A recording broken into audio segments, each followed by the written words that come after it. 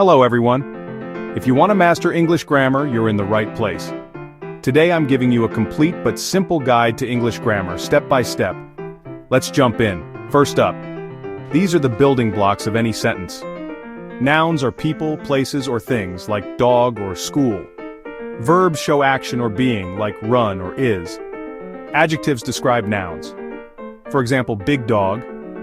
Adverbs describe verbs like run quickly. Pronouns replace nouns, he, she, it. Prepositions show relationships like in, on, under.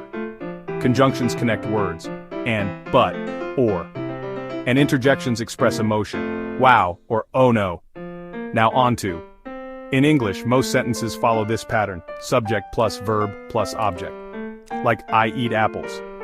I is the subject, eat is the verb, apples is the object. Keep it simple and you'll never get lost. Let's talk about. There are three main ones, past, present, and future. For the present, use the base verb, I play. For the past, add ed for regular verbs, I played. For the future, add will, I will play. Yes, there are irregular verbs, but don't worry, practice makes perfect. Next, a and an are indefinite articles. Use them when you talk about something for the first time. For example, a cat, an apple. Use the when you talk about something specific, the cat on the roof. Let's not forget about. They can be tricky. Remember in for months or years, in July, in 2025, by on for days, on Monday. At for time, at 6 o'clock. Quick tip is important in English. Always start with the subject. For questions, switch the order. Are you ready?